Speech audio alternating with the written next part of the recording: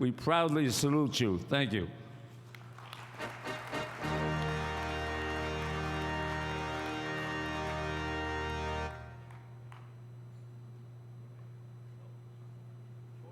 Well, today we're hiking with the kids from River Edge Nature Center School. We do these programs throughout Ozaukee County. So we're just having fun with the kids, ate lunch with the kids, and then we get to go play in the woods, climb trees, play with the other equipment that the kids brought. I think it's important. I think that's one of our goals, right, as American Legion, to help veterans and their children, right? So I think this is perfect for us to work on a project like that to make sure that those that need are taken care of. If you talk to any sheriff, most sheriffs want to be involved in their communities as well as the police chiefs. So talk to them, see what they're doing, because they want to be involved, and Legionnaires are a strong part of our community. So getting those two pieces together are strong. I mean, you also have a Law and Order Award, right? And that's another way to introduce yourself and work together, because we all want to be healthy.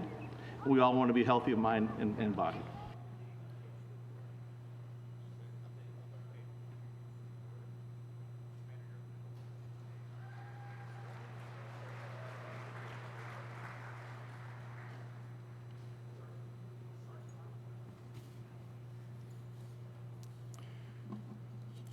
Our Distinguished Service Medal recipient this year is a gentleman who has performed outstanding service for our nation and our American Legion.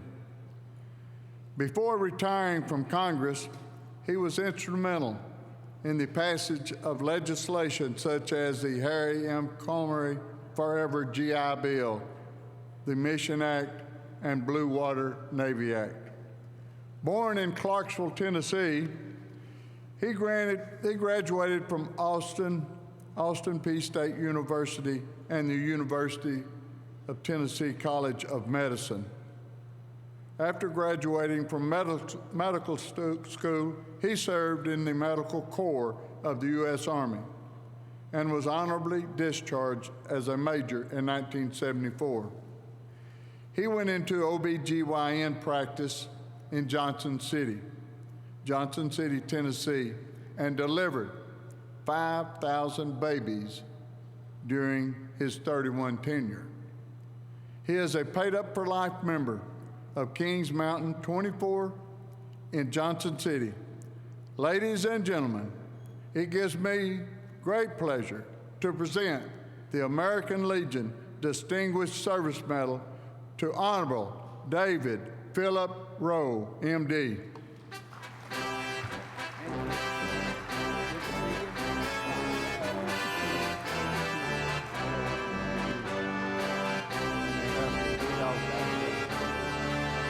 By the way, at his retirement, there was a gentleman there that was working in Congress that he had delivered. Remember that? I do. One of the 5,000. Commander, pictures. Oh. Pictures. We only have two easels filed here,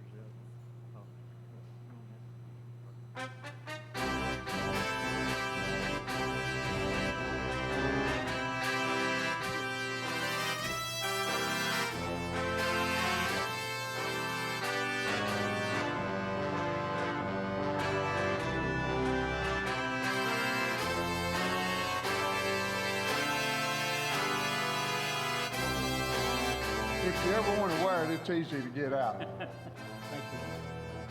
Thank you very much. And I will say the three most dreaded words that any congressman can say is, I'll be brief. Commander, thank you, and thank your amazing staff, my fellow Legionnaires, and a distinguished guest. And on behalf of myself and my wife and family and the dedicated congressional staff and VA staff I had, I tell you, I am overwhelmed, and I can't thank you enough. It's a we, I, there's no I in team, and we did this as a team, and I humbly accept this award, and am gratefully and truly overwhelmed. And, you know, I've told this to Commander Dillard before, but I have to remind him every time I see him, he's a proud Texan. And I've met several of my Tennessee colleagues here. We know from Tennessee that there would not be a Texas had it not been for Tennessee. So I want to pass that along once again, Commander. I want to shout out a couple of folks that are here also, good friends, Bob Hensley and Todd McKinney from Tennessee. They're here representing, and they live in my neck of the woods. And also I want to thank the auxiliary. I think you all do an amazing job for veterans around the country, and you're not thanked enough along with other spouses. You know, as you can clearly see, I'm not the President of the United States, nor, regretfully, I'm not the Dallas Cowboy cheerleaders, previous recipients of this distinguished award.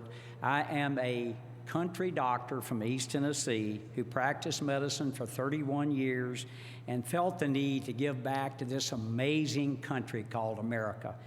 And it had provided so much for me and my family and many families, millions of people around the world who live in this great country. And when I decided to run for Congress, I told the voters three things. I said, there are three things I will never, ever apologize for supporting. Number one, if you are a soldier in the field, I want you to have whatever you need to protect yourself and your comrades. So I'm always going to support the military. Number two, when you come home, I am going to support the veterans because it's your blood, sweat, and sacrifice that allow me to live and this country to live in safety. I'm going to support the veterans. And number three, I'm going to support agriculture because I like to eat. So those are the three things I support. When I was elected, I thought the Veterans Affairs Committee is a perfect committee for me. I grew up in Fort Campbell, near Fort Campbell, Kentucky, in Clarksville, Tennessee, home of the 101st Airborne Division. And served in the 2nd Infantry Division. I did some of my medical training at a VA hospital in Memphis, Tennessee. I treated soldiers. I saw VA patients in Johnson City, where I live, and I thought it's perfect. So I went to Leader Boehner and asked him to put me on the committee, and he did. And I remember one of the first committee hearings I went to in 2009. This astonished me. There were 100,000 homeless veterans in America in 2009. That's unbelievable for a wealthy country like us. There were over 1 million disability claims that had not been adjudicated. I could not believe this. So I said, we're going to set about doing something about that. We also, in 2014, as you remember very clearly, there was the Phoenix scandal where the fake list to get in and veterans died waiting to be seen. And then Chairman Miller started some really late night hearings and so forth to help clear that up. And I was glad to participate in that. And in 2017, when I became the chairman, I told my staff, I said, we have no control over what anybody else does. All we have is control over what we do. So let's get to work. And get to work we did. In the 2 years that I was there with the amazing staff that I was able to work with, I worked with some great people. And those people were Ranking Member Tim Walz, who's now the governor of Minnesota, Senators Isaacson, who unfortunately has passed, a great man, Senator Jerry Moran, Senator Tester, and my good friend Mark Takano from California. And during that 2 years' time, it's hard to pass one bill. We passed over 50 veterans' bills, 25 of which got signed into Congress, got signed into law by the president, 25. One of those, I think President Trump signed into law in front of this group, I believe, and that's the Accountability and Whistleblower Protection Act to protect veterans. The Harry Comey Forever GI Bill, a bill that I used in 1975 when I got out of the Army. It paid me $300 a month. I'm grateful to this day for that. But it sunsetted at 10 years. Now a veteran can use that the rest of their life, and it's fully paid for, as a fiscally conservative congressman would do.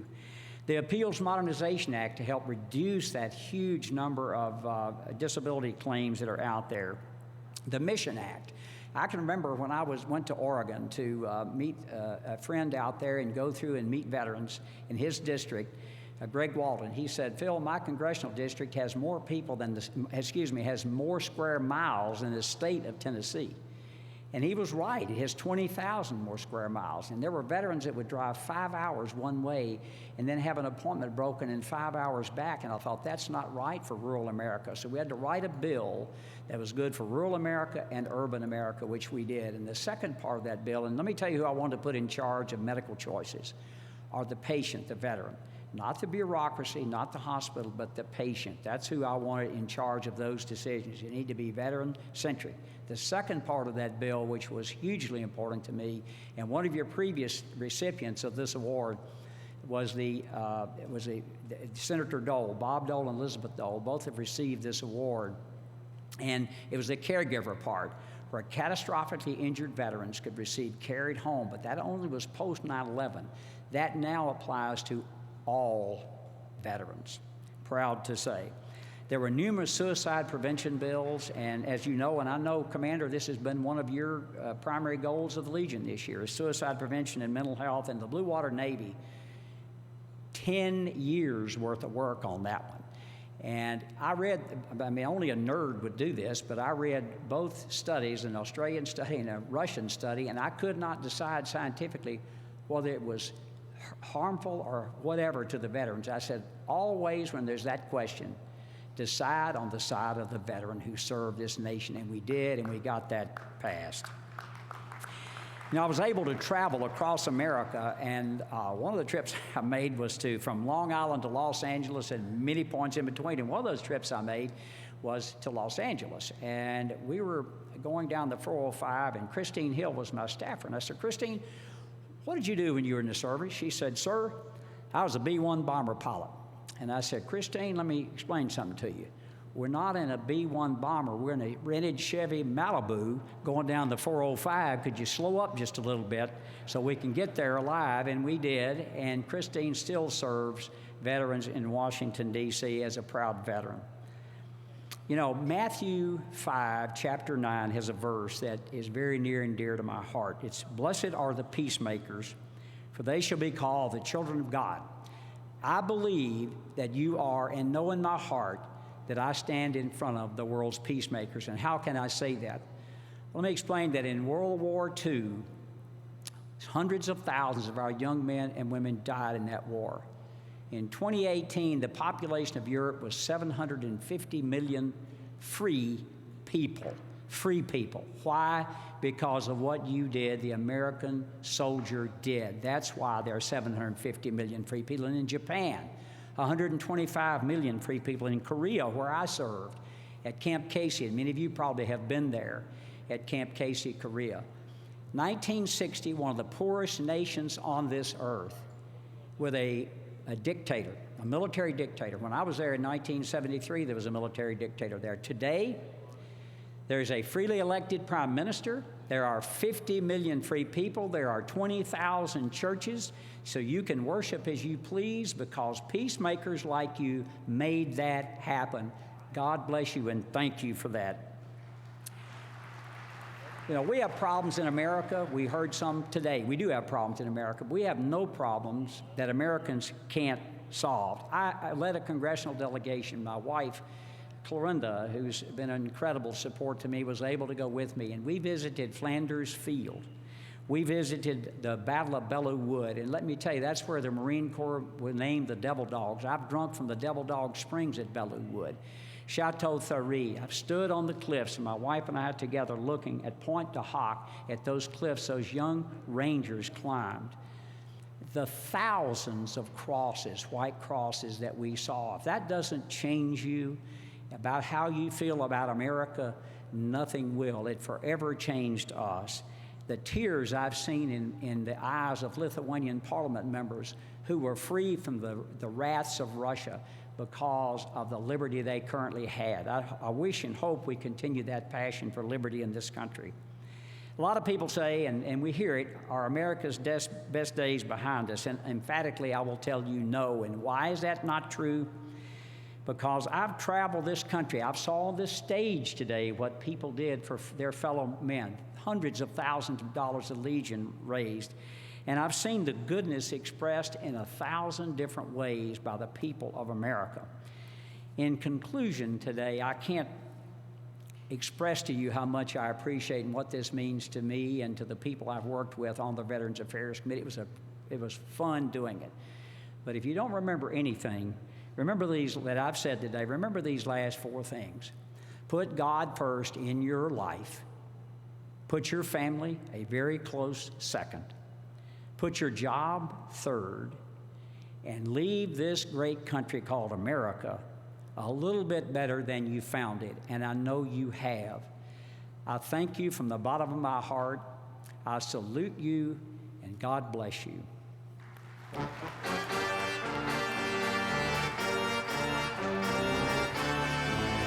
Dr. Rowe, I heard you say that if it wasn't in Tennessee, there wouldn't be a Texas.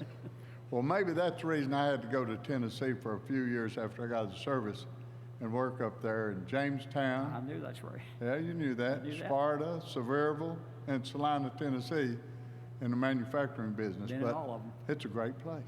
Well, I tell you, this is a great commander, and he was very kind enough to come to, we call it in D.C. a hanging. It's where they put your portrait up.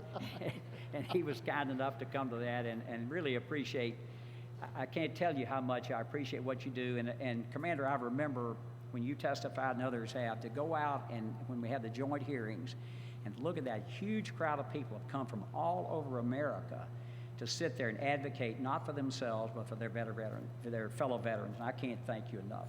Well, we're glad you were there and done what you've done for us. Thank you very much, Yes, sir. Dr. Rowe. Thank you, Commander.